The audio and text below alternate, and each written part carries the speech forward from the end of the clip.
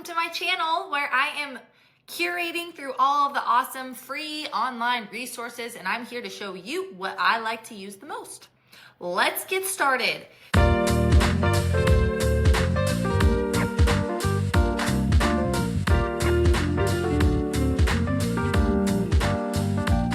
Today's video, I'm going to be talking about the best platform. I use it pretty much every single day. I am obsessed. There will probably be an entire series on this platform because I don't know how any math teacher functions without Desmos, the best, also known as Amplify. So let's take a look. Okay, let me just talk briefly about why I think Desmos is so amazing. There's a multitude of reasons, but the first reason is everyone should use Desmos because the Desmos calculator can be used on standardized testing. So the SAT, all of your AP exams, it's like actually an available option on Blue Book. So if you're my age or older, you likely remember the literal blue books where you would do your AP tests. Well, now that's all digitalized, and Desmos calculator, which is a million times more intuitive than those TI-84 pluses that we had to remember all the weird codes to get to what we wanted to make a matrix or to make a graph or to graph a scatter plot. You had to remember 50 different steps. It was so complicated. Desmos is so user-friendly. It is incredibly user-friendly, and it's used on the exams. So we might as well use it. It's also free. Remember the days when you had to be please go buy a TI-84. It's $120, and you have some of your parents making minimum wage where $120 is 10% of their income. It's a lot. Having this free calculator available, it's a no-brainer that we should be using this every single day for our students.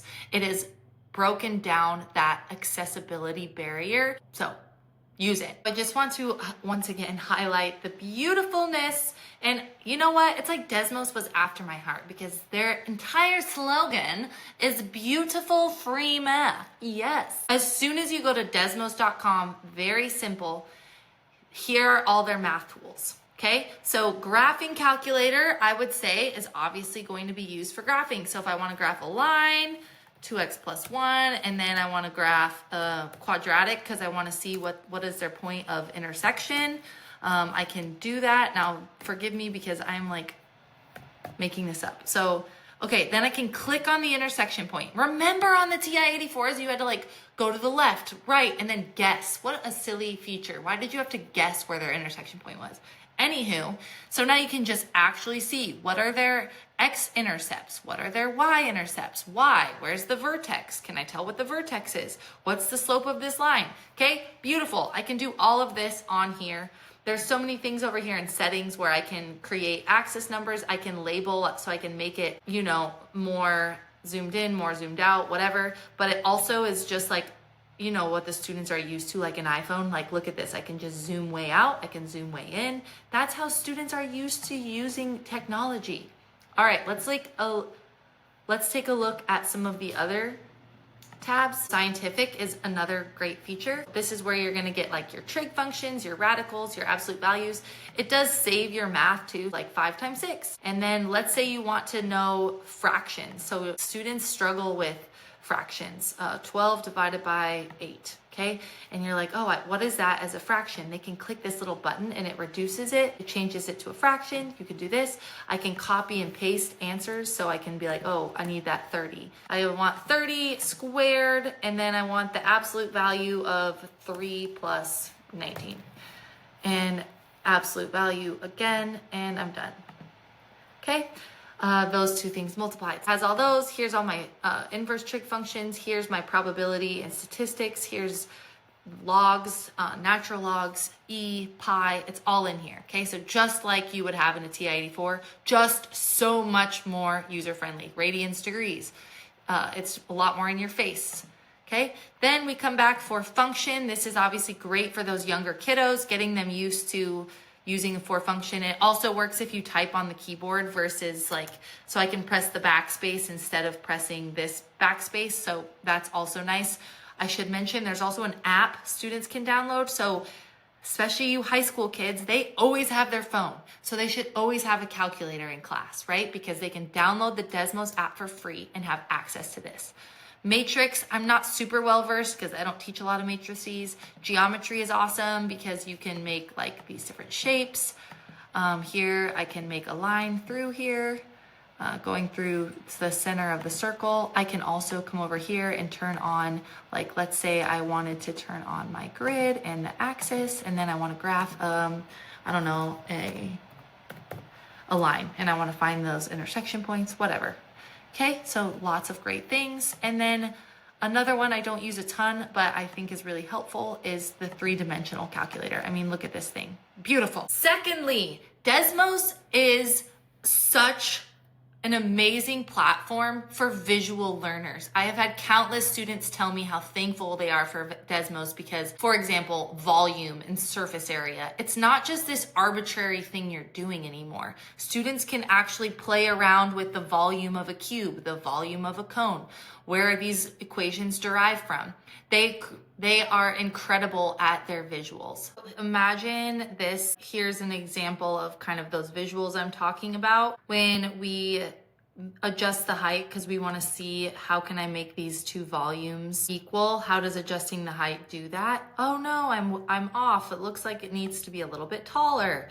And then they can try it again and they can kind of really actually see, oh, volume is like now I got it right. And they can move on. And then it even has the scales on the side to show them, okay, well, what's the difference in their width and their height as they go through these spaces. So now here's 2 cylinders with the same height. How many small cylinders do you think would take to fill the large cylinder? And I'm like, I think it'll take 12 because that's what our students love, right? They're like 6, and then it literally will do what they are saying. These visuals are impeccable. It's so helpful to see.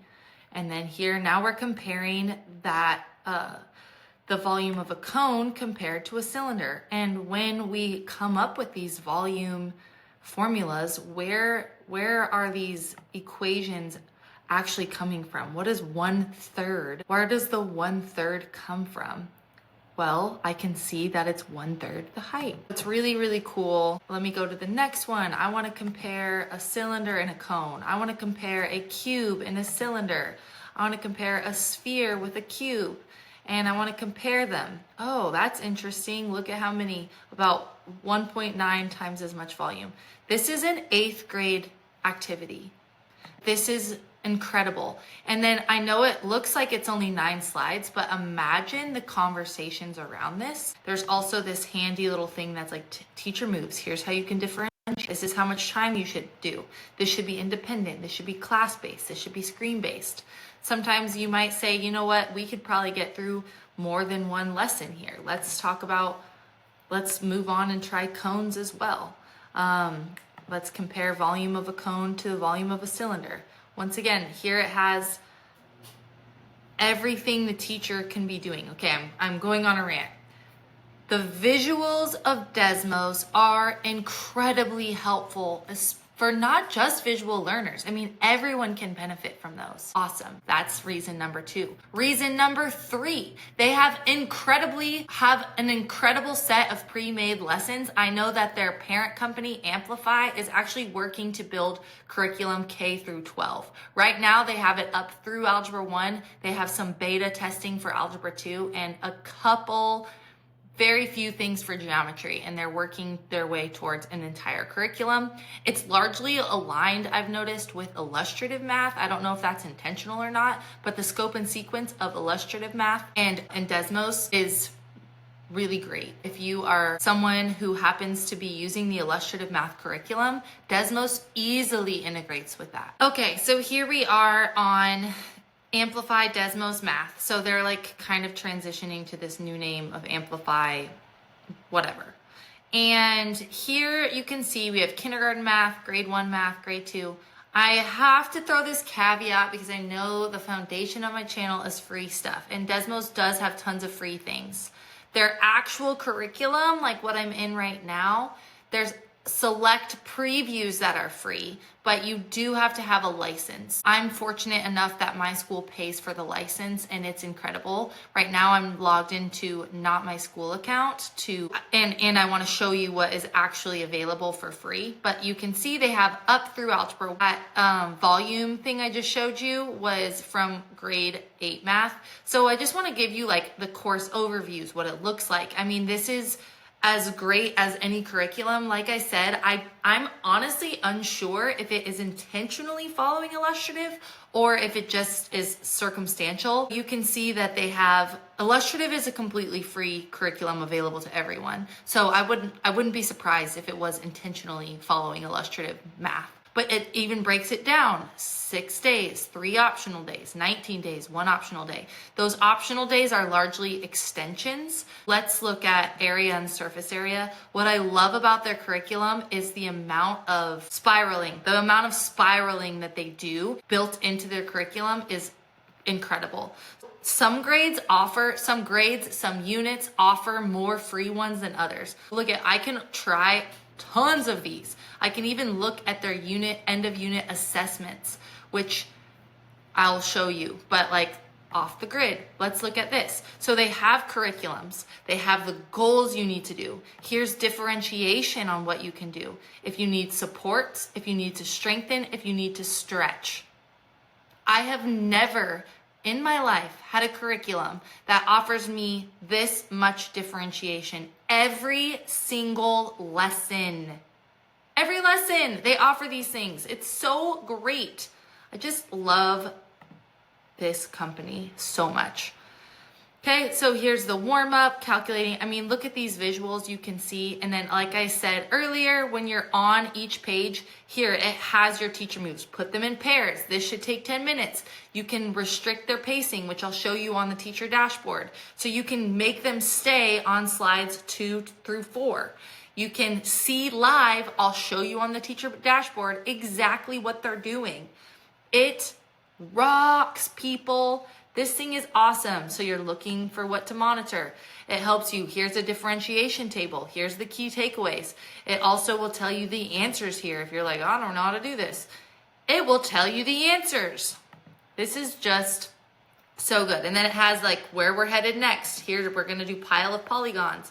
So their curriculum is so cool. What makes a polygon? How are polygons created? So their built-in curriculum, if your school will pay for it, you should pay for it because it is so great. And as we transition to this place of technology, the older the kids get and the more they begin using that graphing calculator, the more prepared, the more well-versed they are in it as they begin to use it all the time. So love their curriculum. Number 3, am I on 3? I think so. On to number 3. You can create and adjust and edit millions of different options that are already out there that teachers have created.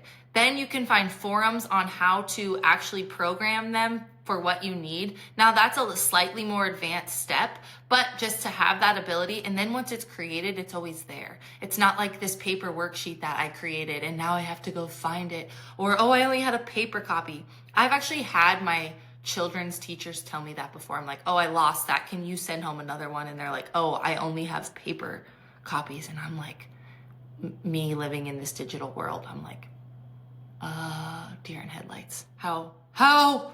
So that's incredible. And 4, it's so great for students to get the instantaneous feedback that Desmos can provide. So many of their slides are self-grading. The students can see exactly where they went wrong instantaneously. When you have 30 kids in a class, 20 kids in a class, it is hard for you to be 20 places at once.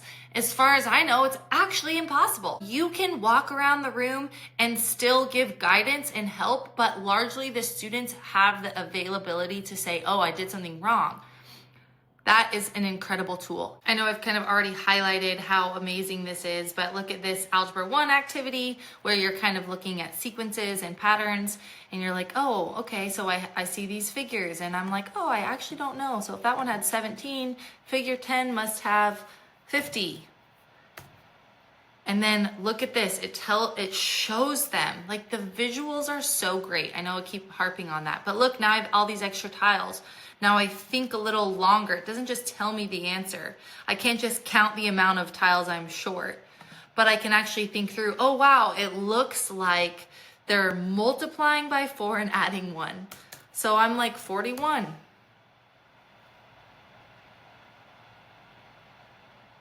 And now I'm like, great. And I didn't have to wait for my teacher to tell me the answer that I got it right. And I'm gonna move on to slide 4. This Matthias says figure 4 will have 6 tiles plus 4 tiles. Do you agree?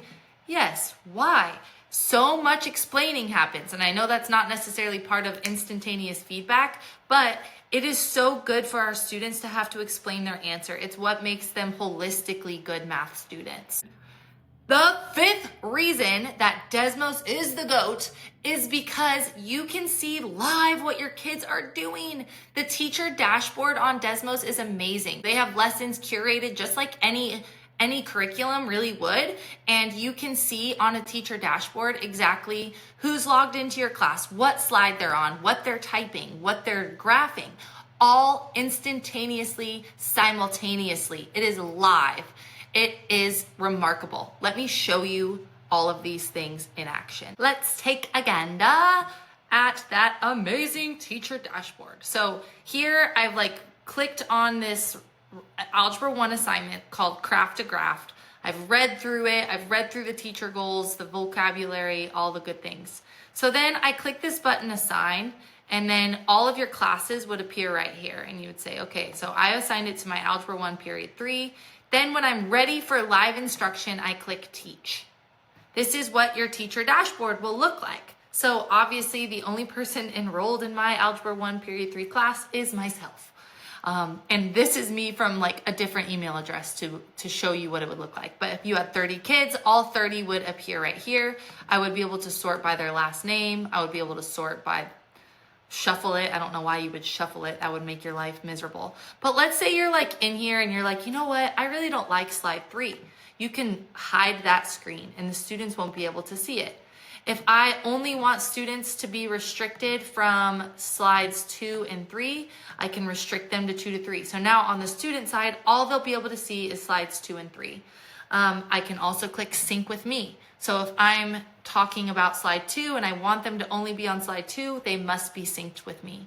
Now, here are the different tabs that are really helpful. So when I'm sharing my screen, I would like to do just this student slide because this is exactly what they see. I can have these discussions. I can,